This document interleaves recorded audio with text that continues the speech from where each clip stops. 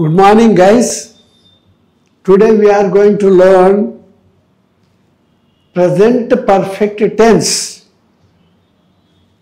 వర్తమాన కాలంలో పని పూర్తి ఇప్పుడే జరుగుతూనే అన్నమాట. జస్ట్ నౌ అని అందుకే పెట్టాను ఇక్కడ. ఇప్పుడైతే మీరు పరీక్ష రాస్తున్నారు, ఇన్విజిలేటర్ వచ్చి boy you give me paper అంటాడు. Yes sir I have written just now, last full stop పెట్టి ఇంకో ఆరిపోని సమయం అన్నమాట అది. దానికి వాడే క్రియలు ఇవి. పర్ఫెక్ట్, అతను మ్యాథ్స్లో పర్ఫెక్ట్గా అంటాడు అంటే ఎలాంటి తప్పు లేకుండా క్లియర్గా రాయగలుగుతాడు అన్నట్టు. ఇది మన తెలుగులో ఈ ప్రజెంట్ పర్ఫెక్ట్ అనేది తక్కువ వాడతాం. ఇంగ్లీష్లో వాళ్ళు అప్పుడు రాస్తేనే, ఇప్పుడు సీఎం హ్యాజ్ అరైవ్డ్, కాలు ఫ్లైట్ దిగి ఇట్లా పెడుతున్నాడు అనుకో, సీఎం హ్యాజ్ అరైవ్డ్ అంటాడు.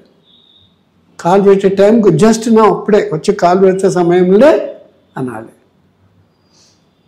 PM has signed the order అని అప్పుడే సంతకం పెట్టి లాస్ట్ ఫుల్ స్టాప్ పెట్టినప్పటికి వాడే క్రియ ఇది. ఇక్కడ చూడండి, వర్క్ ఫామ్ క్రియారూపము have has written. Have has అన్నా అక్కడైతేనేమో డిక్లరేటివ్ సెంటెన్స్లో ఐ హ్యావ్ నేను కలిగి ఉన్నాను, వీ హ్యావ్ మేము కలిగి ఉన్నాము, యూ హ్యావ్ పెన్స్ ఆబ్జెక్ట్ ఉంది ఇక్కడ, ట్రాన్సిటివ్ అది, మీరు కళలు కలిగి ఉన్నారు. ఈ హ్యాస్ నోట్స్, ఈ థర్డ్ పర్సన్ సింగులర్ నెంబర్ వస్తేనే ఈ హ్యాస్ వాడాలి. Third person singular number all subjects proper nouns. Rama Sita అని వాడచ్చు. కామన్ నౌన్స్ ఏ బాయ్ ఏ గర్ల్. కలెక్టివ్ నౌన్స్ ఏ క్లాస్ ఏ group. Abstract noun wisdom, knowledge. Material noun copper, gold, iron, oxygen. ఇట్లా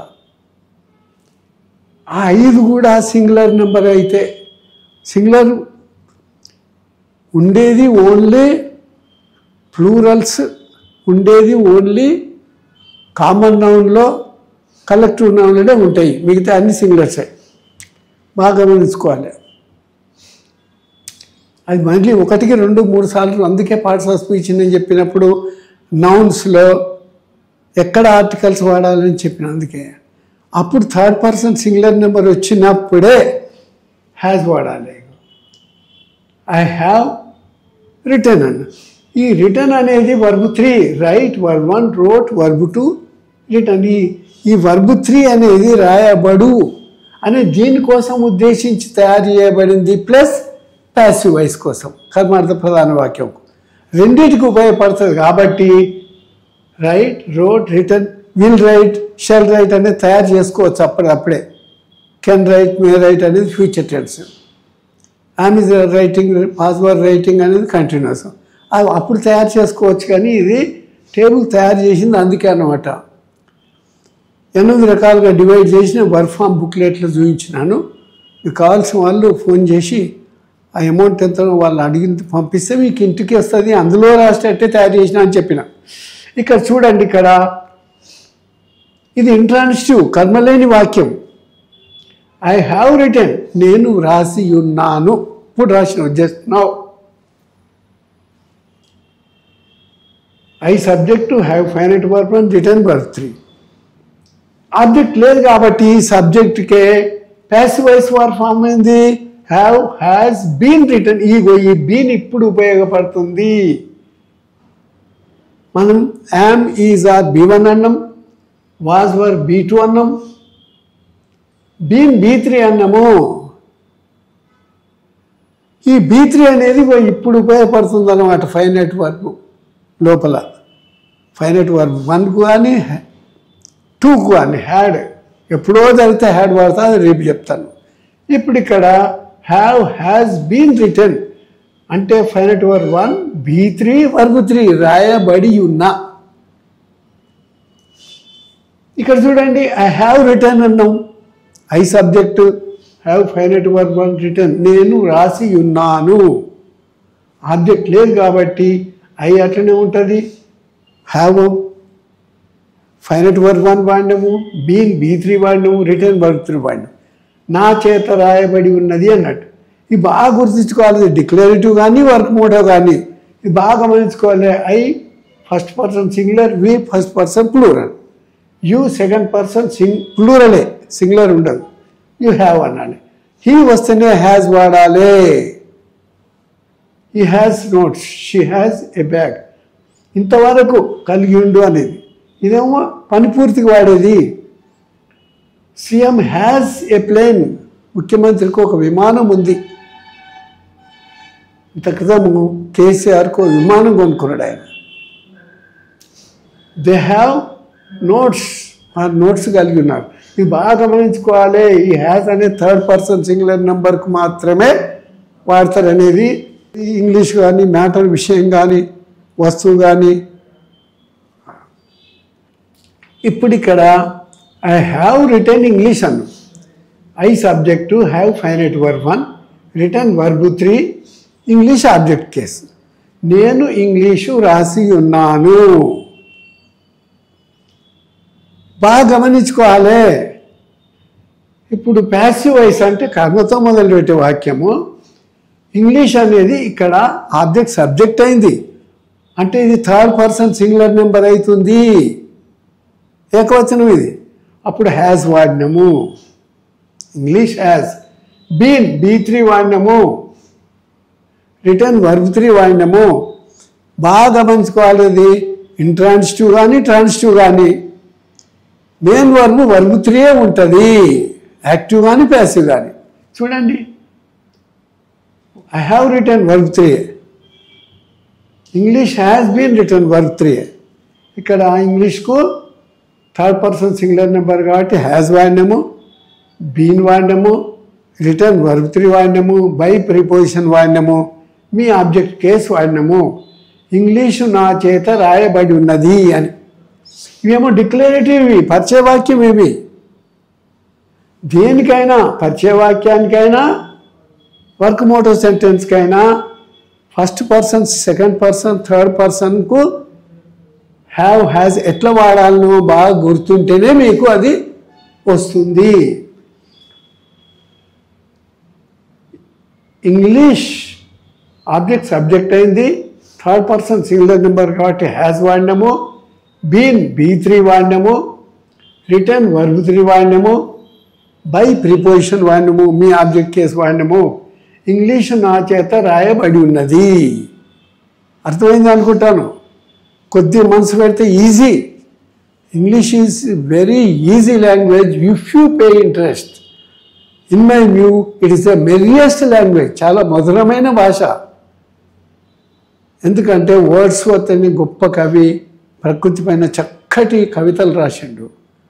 Keats, gold Smith అంటే ఆయన చాలా గొప్ప కవులు, చాలా చక్కటి కవితలు రాసిండ్రు.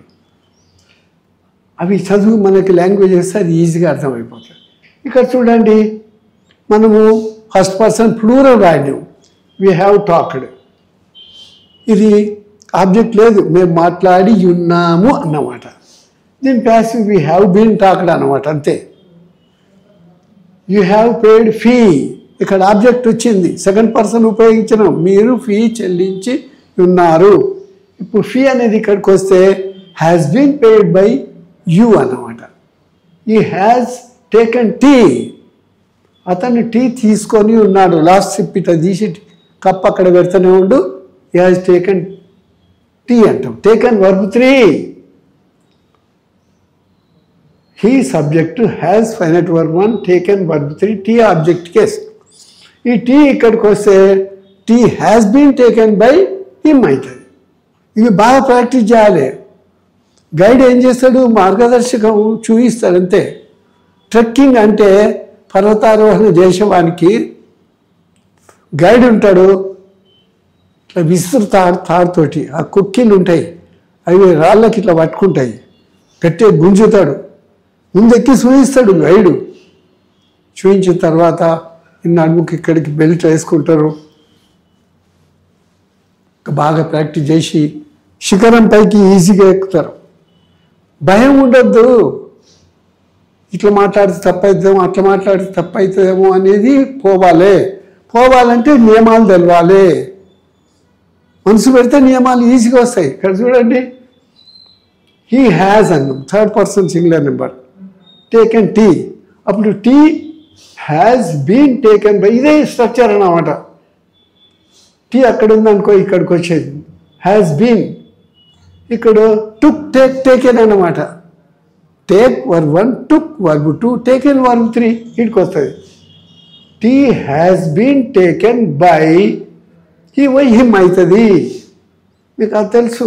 ఐకు మీ అవుతుంది, వీకు హజ్ అవుతుంది, యూకు యూ అవుతుంది, ఈకు హిమ్ అవుతుంది, షీకు హర్ అవుతుంది, దేకు దెమ్ అవుతుంది. అవి మనం చూపించినాము. ఇక్కడ షీ హ్యాజ్ కుక్ టిఫిన్, ఆమె అల్పాహారము వండి ఉన్నది అన్నమాట. ప్యాసివ్ చెప్తే టిఫిన్, ఇక్కడికి వస్తే has been cooked by, she by her అవుతుంది. అర్థమైంది మంచిగా. They have read tense table. ఈ రీడ్ అనేది చూడండి, ప్రజెంట్ టెన్స్లో రీడ్ అనాలి, పాస్ట్ టెన్స్లో రెడ్ అనాలి. చదివాను, రీడ్ అంటే చదువు, రెడ్ అంటే చదివాను. స్పెల్లింగ్ అదే, ఉచ్చారణ వేరు. మనము ప్రిపోజిషన్స్ ఈరోజు నేర్చుకునేటివి. ఫర్ అంటే ఇక్కడ వైపు అని వాడటానికి ఉపయోగించి, my brother left for USA. యుఎస్ఏలో 50 రాష్ట్రాలు ఉన్నాయి. యుఎస్ఏ వైపు వెళ్ళాడు, ఎక్కడ పోయిండో తెలియదు, యుఎస్ఏ పోయిండు అనమాట. వైపు అని చెప్పడానికి ఖచ్చితమైన స్థలం తెలపకపోతే ఫర్ వాడతారు. ఇట్లా ఫర్ అనేది కొరకు అని కూడా వాడతారు. హీ ఈజ్ వెయిటింగ్ ఫర్ కోటి బస్. అతను కోటి బస్ కోసం వేచి ఉన్నాడు. అది ఎప్పుడు వస్తే అప్పుడు ఎక్కి వెళ్ళిపోవడానికి. ఫర్ ధర వెళ్ళిపోవడానికి కూడా, I bought my cell phone for 10,000 rupees. నేను నా సెల్ ఫోన్ 10,000 రూపాయలకు కొన్నాను అని. ఇక్కడ కు అన్నమాట. అది ఫర్ అంటే ఇక్కడ కు అని అర్థం ఇచ్చేది. మరి ఓఎఫ్ఎఫ్ ఆఫ్ అంటాడు, పూర్తిగా అనసలు అర్థం. చూడండి, ఇక్కడ పూర్తిగా ఆపడానికి స్విచ్ ఆఫ్ ది ఫ్యాన్ అన్నాడు. అంటే ఫ్యాన్ పూర్తిగా ఆపేయండి, ఇంకా మళ్ళీ తిరగొద్దు. అట్లా ఓఎఫ్ఎఫ్ ఆఫ్, ఓఎఫ్ ఆఫ్ కాదు. We celebrated seniors send off party. చూడండి, సెండ్ ఆఫ్, వీడుకోలు చెప్తున్నారు అన్నమాట. ఇప్పుడు ఇంటర్మీడియట్ చదివిన పిల్లలు మన తర్వాత ఎక్కడుంటారో, ఎంతమంది విదేశాలకు పోతారో, ఎంతమంది ఏ కోర్సులలో పోతారో, మళ్ళీ ఎప్పుడు కలుస్తామో తెలియదు. పూర్తిగా విడిపోతుంది అన్నమాట. ఎప్పుడో లైఫ్లో ఎప్పుడో ఒకసారి కలవచ్చు, కలవకపోవచ్చు. అంటే వీ సెలబ్రేటెడ్ సీనియర్స్, జూనియర్స్ అందరు సీనియర్స్కు సెండ్ ఆఫ్ పార్టీ ఇస్తారు. అంత క్రితము ఫస్ట్ ఇయర్, సెకండ్ ఇయర్ వాళ్ళతో చదువుకున్న వాళ్ళు, 10th చదువుకున్న వాళ్ళు, ఆ క్యాంపస్లో పరిచయాలు ఏర్పడ్డ వాళ్ళు, అన్నదమ్ముల మాదిరి చాలా కలిసిమెలిసి తిన్న ఫ్రెండ్స్ ఉంటారు. వాళ్ళు వెళ్ళిపోతున్నప్పుడు చాలా బాధపడతారు. సెండ్ ఆఫ్ అంటుండే. The tank is full of water. పూర్తిగా నిండిపోయింది అన్నమాట ట్యాంక్, ఫుల్ ఆఫ్ అంటాడు. నిండిపోయి పొర్లుతుంటుంది కదా, అటువంటిప్పుడు వాడే ఒక ప్రావర్బ్ నేర్చుకుందాం. టిట్ ఫర్ టాట్ అంటారు. తెలుగులో కుక్క కాటుకు చెప్పు దెబ్బ అని అంటారు. అంటే ఇది ఎవడైనా ఏ రకమైనటువంటి మోసం చేసినా, అబద్ధం ఆడినా, మనం తిట్టొద్దు, కొట్టొద్దు. వానికి మర్యాదపూర్వకంగా నుంచే బుద్ధి చెప్పాలి. అటు చూడండి,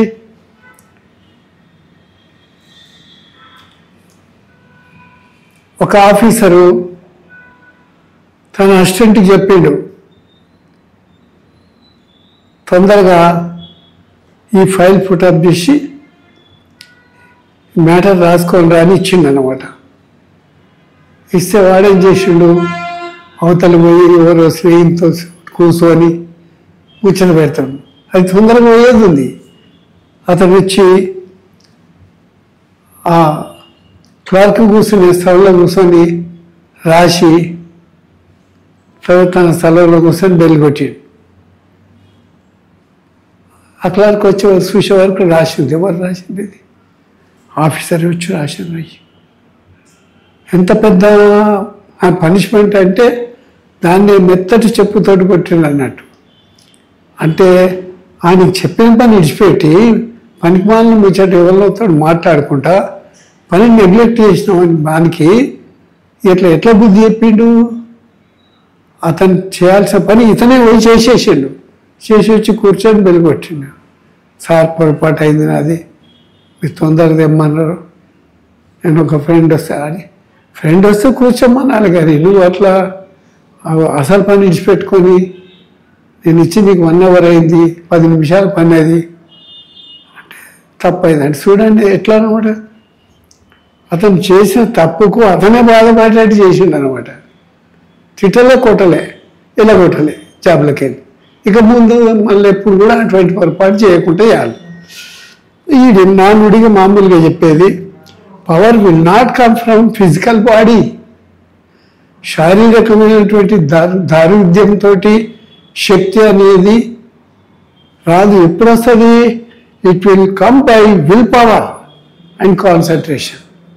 మనిషి యొక్క ఆత్మ నిగ్రహణ శక్తితోటి ఏకాగ్రతతో వస్తుంది. ఒక మంచి పేదవాడిని వచ్చిండు, మామూలు పిల్లవాడిని కొట్టడానికి వచ్చిండు అనమాట. ఎవరో పంపించిందని చూసిండు ఆయన. చూసిన అతనితో కొట్లాడలేడు. ఆయన ధైర్యం చేసి ఎగిరి ఒక్క తను అనమాట మెడ మీద. ఆడక్కడ పడిపోయిన కథం. అంటే చూడండి విల్ పవర్ ఉందన్నమాట అతను ఓడిస్తగలుగుతాం. మీకు ఒకవేళ నచ్చినట్టయితే సబ్స్క్రైబ్ చేయండి, లైక్ చేయండి.